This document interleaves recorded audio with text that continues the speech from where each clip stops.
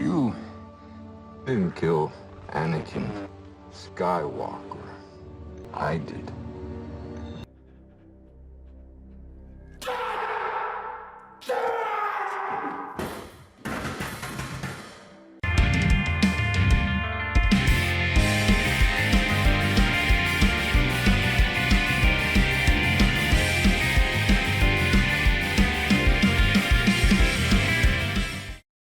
So let's do this. The final episode starts on Tatooine where Texas Santa cuts in line for a cup of water. The vendor stares at him, and the ragged douchebag asks if he's got something to say. Then Reva says, I've got something to say, and he's all, wait your turn, so she force slaps the cup out of his hand, and then he waddles off to maybe fuck up someone else's rights. The vendor is confused, and so am I, cause how did Reva get here? When we last met, she was on the ground on Jabeam, not dying from a usually fatal lightsaber wound.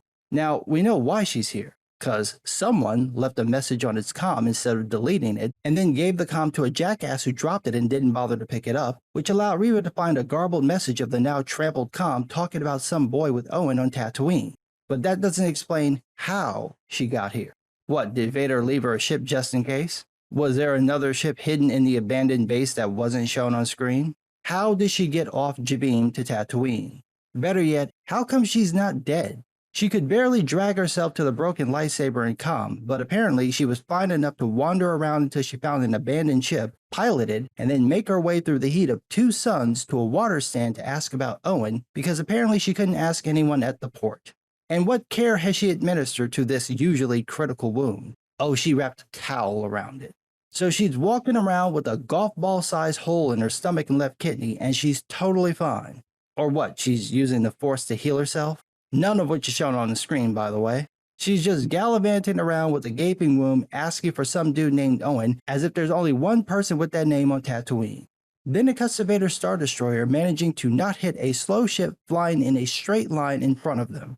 It's not like the Star Destroyer is loaded with 60 timing back XX9 heavy turbo laser batteries, 60 Borstel NK7 ion cannons, 6 dual heavy turbo laser turrets, 2 quad heavy turbo lasers, 3 triple medium turbo lasers, and 2 medium turbo lasers, all of which are capable of ripping through heavy armor and overloading shields, meaning that even though it was difficult to hit a small, fast-moving craft, even a glancing blow would destroy them.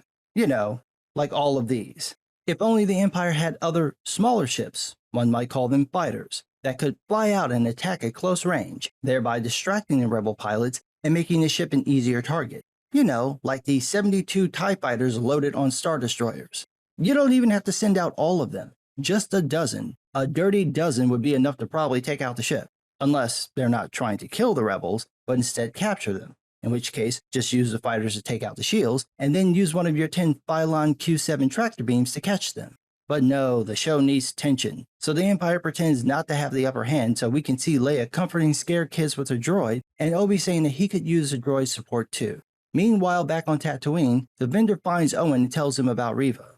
Back on the rebel ship, Leia pitches a fit because Obi wants to leave to give Discount Forrest Whitaker time to fix the broken light drive system. Then the other people get pissy because they thought they were going to stay together. So Obi gives him a speech about how they helped the Jedi, and now it's his time to return the favor because these people, including Leia, are the future. Obi tries to talk to Leia, but she runs off, and Haja stops Obi from following, saying that he finds that Leia needs some space when she's like this. Ah, you figured that out after the 30 minutes you spent with her, did you? Anyway, Obi asks Haja to get Leia home, which seems like a bad idea considering that the last time that happened, she wound up in Reva's hands. But whatever. Back on Tatooine, Owen tells Beru about Reva.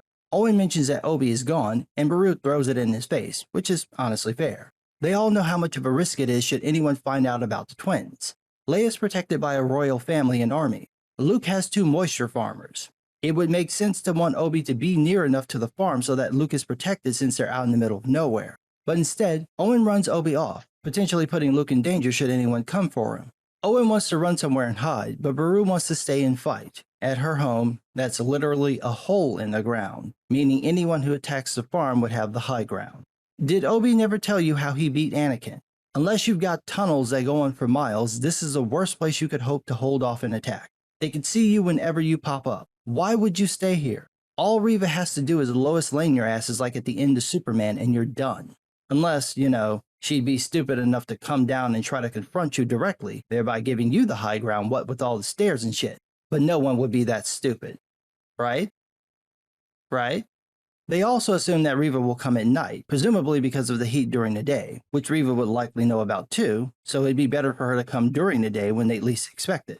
But no, that would make sense and could add genuine tension by her showing up right now. Better to save that for later. Back on the rebel ship, Obi talks to Leia, explaining why he needs to leave, and gives her Tala's holster, which I didn't know he had, because I don't remember him going back to get Tala's body after she blew herself up, which you'd think would have incinerated the now pristine leather holster. Then Obi sits down and talks to Qui-Gon, but really to himself, saying that either he or Vader is going to die today. We already know that's not true, so set that aside, because more important is that he's got his lightsaber back. Remember, he gave that to Haja, along with his blaster and communicator, which Haja left on Jabin. Did he not ask about the comm? Really? He got his saber and presumably blaster back, but never asked about the comm. Did he also forget that he forgot to delete Bail's message so anyone who finds it and sees it would now know about Luke and Leia? It doesn't worry him in the slightest that maybe Haja listened to the message and now knows about Luke and Leia. No, he just doesn't care, huh? Just then forgot about this whole secrecy thing. Whatever. Discount Forrest Whitaker comes in to try to talk Obi out of leaving, but it doesn't work. Obi still leaves, this time on a smaller ship. On a Star Destroyer, Vader sees this and wants to follow Kenobi, but the Grand Inquisitor says they should go after the rebels so that they can crush them before they even get started. And Vader's like, nah son, follow Obi. So they do. Meanwhile, Owen and Beru hide Luke, telling him that the Tuskens are raiding again. Back in space, Obi bobs and weaves his way to a planet where he can duel Vader. As he's getting ready, he finds that Leia tucked her droid into his pocket before they parted. How sweet. Vader shows up and asks if Obi-Wan came to destroy him, which is weird because Vader followed Obi, but never mind, because Obi says the line he said on Mustafar. I will do what I must. And then they fight. Again. Honestly, it's fine. The choreography is good, it's well shot. There are even a few top-down shots kind of reminiscent of Crouching Tiger, Hidden Dragon. But for the shaky cam in near total darkness, it's great. At least they have lightsabers, so you can kind of see what they're doing. Back on Tatooine, Reva shows up and, contrary to anything that would make tactical sense, she gives up the high ground to go into the Lars home, where Owen and Beru shoot at her from, wait for it, the fucking high ground. Meanwhile, Obi and Vader duel, making their way into these rock formations. There's some nice practical effects with the sabers hitting the rocks and them sparking, and it looks like it's both Ewan and Hayden doing a good portion of the fighting. Obi gets cocky and tries to pull one of these spires onto Vader, but Vader casually holds it off and throws a boulder at Obi. He's toying with Obi, because he could easily kill him several times and doesn't. Vader wants to disrespect him first, so he takes Obi's legs out with a rock with the Force, and then goes full-on Naruto and destroys the ground with an Earth release. Then he pummels Obi with hundreds of tons of rocks, and then just walks away. Why does everyone keep doing this? Dude, use the Force and check to see if Obi's still alive. Nah, instead he's like, he's finished, and just leaves. Anyway, Reva catches up to Owen and says that he must love the boy, Luke, like his own, and Owen says that Luke is his own, which begs the question, whose kid does Reva think this is? Does she think it's Vader's or Obi's? It's not really clear. In fact, it's not clear why she's here. Why is she here? Why does she want the boy? What reason does she have to come after him? There's nothing in the previous 5 episodes that even hints that she would do something like this. Her whole drive has supposedly been to get Vader. Well, she failed at that, so what, now she's gonna kill his son? Of course, it's not clear from the garbled message who the boy actually is, so technically, Reva's here to kill a boy mentioned in the message just because. And we're supposed to sympathize with her. Remember that. She's here to kill a child for no apparent reason, and we're meant to go, oh, she's so tragic. Anyway, Owen fights her, attacking her gaping womb, which doesn't take her down despite, being a gaping womb. She force pushes him away, but he shouts and warns Beru, who gets immediately shoved aside by Reva. Luke manages to climb out to the surface and hauls ass to the mountains, with Reva running, yes, you heard that right, running behind him. At least now it makes sense why an adult can't outrun a 10-year-old, but with a gaping womb that hurts her enough just to slow her down, but not enough to kill her, even though it's killed everyone else. Back on planet Who Gives a Fuck, Obi is slowly being crushed to death, but then everything goes still and calm, and he thinks of Luke and Leia, but since there were virtually no shots of Luke, he really only thinks of Leia. And that gives him his strength, and he bursts free. Vader's walking away, and I love this moment when he realizes Obi is behind him, because it's something right out of anime. They clash, for the 3rd time, and this time, Obi is on point. He whoops Vader's ass. He's cocky. He's doing hand switching. He's force pushing. He's doing that bullshit Rey did at the end of The Last Jedi, but now it makes sense because this is Obi Wan fucking Kenobi. He's just chucking rocks at Vader, and there's nothing Vader can do. And before anyone bitches, this is how powerful Obi-Wan actually is. He's one of the most powerful Jedi of his time. He's insanely powerful in the Force, so none of this is wrong. He should have no problem power-wise defeating or killing Vader. So, after he does all that, they clash sabers again, and then Obi switches tactics. He just pummels Vader with the pommel of the saber, just wrecks the air regulator on Vader's chest, proving that was probably a stupid place to put it. Now Vader is wheezing and struggling, so Obi jumps into the air and slashes his helmet. Yes, this is where Vader is supposed to get that scar from. Vader is defeated. He's helpless. He struggles to his feet, and then Obi finally sees what's become of his student and friend, calls Anakin's name, and Vader says, Anakin's gone. I am what remains. And then we get the best moment in the entire show, probably all of Disney Star Wars. I'm sorry. I'm sorry, Anakin. For all of it. God damn, that's magnificent. Just nails the moment. Pure perfection, ruined by this bullshit. I am not your failure, Obi-Wan. You didn't kill Anakin Skywalker. I did. Oh, don't think you get a pass because you did that little light change thing with the lightsabers. You just made Obi-Wan into a double liar. Originally, he lied to Luke by claiming Vader killed Anakin, and when Luke confronted him, Obi said this. Your father was seduced by the dark side of the Force. He ceased to be Anakin Skywalker and became Darth Vader. When that happened, the good man who was your father was destroyed. So what I told you was true, from a certain point of view. That just made him a liar and manipulator, but now you've doubled it because now he's still lying to Luke about a certain point of view. Originally, that was just Obi trying to get out and making it sound like Vader and Anakin were two separate people. Now he's making it sound like it's something he came up with when it was actually what Vader said about himself. Once Luke knew the truth about Vader, why hide this from him? Why tell him this bullshit about a certain point of view instead of telling him that Vader said this about himself?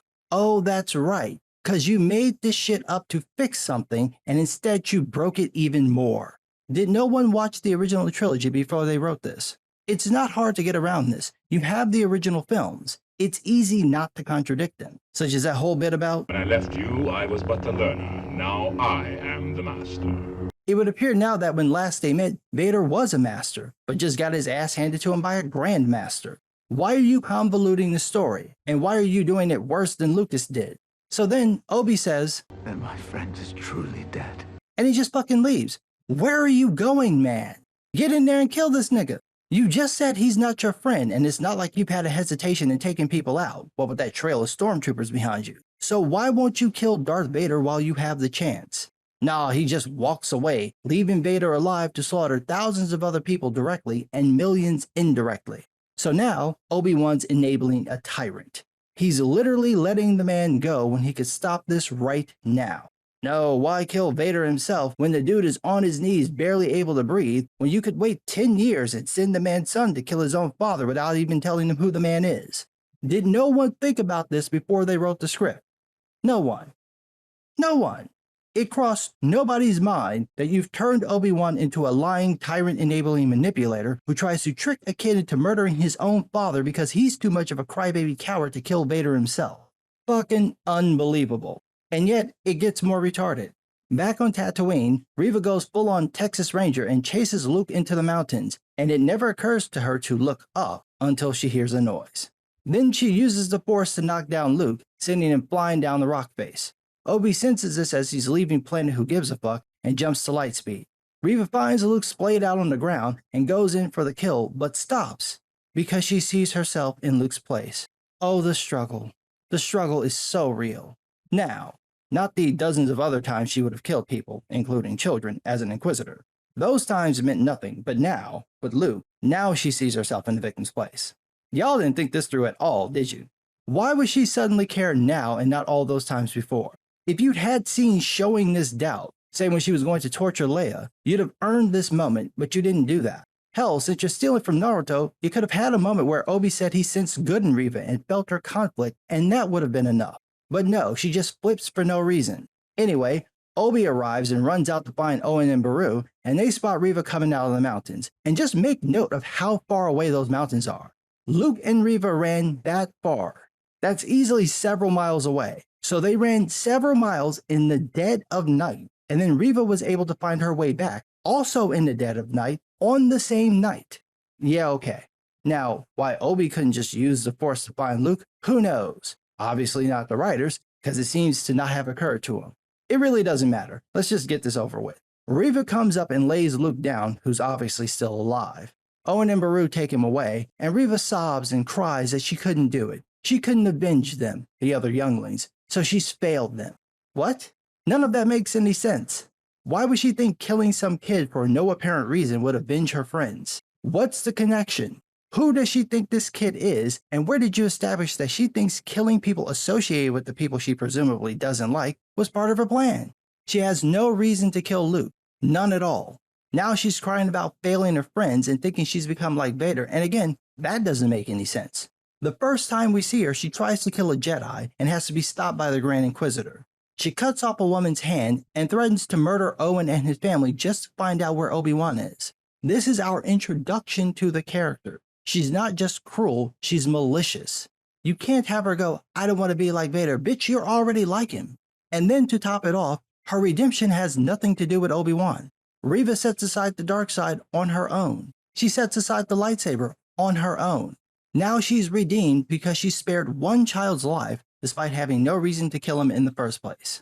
In short, Reva's story was pointless. Other than telling Obi-Wan that Vader lives, she serves no actual purpose in the show that couldn't have been done by the Grand Inquisitor, Vader, or some other random baddie. The writers went through all this trouble to make the show kind of about her, and it amounted to nothing. You know how this could have worked? If Reva had to be forced to kill people by the Grand Inquisitor. If she were trying to prove herself but couldn't do it or kept getting interrupted from doing it. If we saw her struggle with this, then it would make sense for her to hold back. Or if you didn't want to do that, you could have had the Grand Inquisitor find Obi's comm, see the message, with Reva overhearing it as she lay there not dying, and then the Grand Inquisitor would go to Tatooine. And then you could play the ship arriving to Tatooine as if it was Obi-Wan. When the Grand Inquisitor goes to kill Luke after realizing who he is and the risk the boy could play in turning Vader back to the light side, Reva could show up and save Luke, thereby redeeming herself. It's not perfect, but it's better than what we got. So then after that, it cuts to Leia getting dressed at home and, oh look, she's dressed like she was in A New Hope. You know, most people don't dress the same way they did when they were 5th graders, but okay. She adds Tala's holster to her outfit, and since it's not one from the original series, it makes no sense to focus on it since we already know Leia is a fighter. Obi shows up and returns Leia's droid. She asks if they'll ever see each other again, and Obi says they might, but they have to be careful because it could be dangerous if people caught them. This is meant to explain why Leia doesn't seem to know Obi and her famous message to him. And it works, by creating an entirely new problem. Namely that Leia doesn't give a flying fuck when Obi-Wan dies in A New Hope. She's right there when Obi gives up the ghost, but she just wants to leave. She doesn't try to fight. On the Falcon, she comforts Luke, but doesn't show any sorrow for her now dead friend. I'm going to ask this again, even though I know the answer is no. Did no one watch the original trilogy before they wrote the script? Anyway, Obi goes back to Tatooine and shows up at the Lars farm, and Owen asks why he's there. Dude, didn't you just get attacked by an Inquisitor? Wouldn't it make sense to let Obi be around just in case that happens again? You know, on the off chance that the next Inquisitor doesn't have an inexplicable change of heart? Why are you running him off only to change your mind and invite him to meet the boy, then to change your mind again 10 years later and tell Luke to stay away from Obi? Because that's what happens. Obi agrees that he should stay away and let the boy be a boy, pretty much confirming that he's deliberately setting Luke up to be underprepared to face Vader. Then Owen decides to let Obi meet Luke, which creates a new problem because now the writers have to explain what makes Owen dislike Obi-Wan by A New Hope to the point that he wants Luke to stay away from him. It would have been easier to have Obi meet Luke on his own or for Obi to save Luke than to create this plot hole. The show ends with Obi wandering off to the desert and finally seeing Qui-Gon, whose expression sums up this entire miniseries. Why am I here? What was the point of this show? What did we see that added to the overall Vader-Obi-Wan story? What added to Leia and Luke's story? What was the point of Reva's story? There's nothing here that anyone needed to see that makes the original trilogy richer or adds depth. It was nice to see Hayden Christensen and Ewan McGregor together again, but that was about it. The more the writers tried to add to the lore, the more pointless it seems. The more they tried to fix or retcon things, the worse they made them. This could have been so much more meaningful if the writers had actually used the existing lore as a reason to tell the story. If they developed Obi-Wan and Luke's relationship, or if they went into what Vader was doing and shown how there was still good in him, maybe by having him spare Reva and try to turn her to the dark side as a cover for him not having the heart to kill all the younglings. Instead, we got a tie-in series that you really don't need to watch to enjoy the original trilogy. In fact, it's best if you pretend it didn't happen, except for that Obi-Wan crying scene, because that was brilliant. Is this all that Disney has left? For a company that went out of its way to abandon the expanded universe stories and acts like they want to get away from the Skywalker plotline, they keep delving back into it. If they kept the EU material, they would have had a wealth of Old Republic stories to use that many fans would have loved to have seen brought to film. Darth Bane, Darth Plagueis, the Knights of the Old Republic. There was so much Disney could have done that wouldn't require them to have to cram show after show after show in between existing series, and they wouldn't be struggling to try to retcon things that frankly don't need fixing. They've been broken for 50 years. We're used to it. It's fine. Leave it alone. Part of me still wants to like current Star Wars. I love this world and its lore. I love the expanded universe lore because it got away from the Skywalker story and added to the world building. I would love to enjoy the new stuff, especially since it took away the things I actually like. But if this is what it's come to, these lackluster add-ons with forgettable characters and unnecessary retconning, well then, like Obi-Wan said, then my friend is truly dead. but what do I know? I'm just some guy.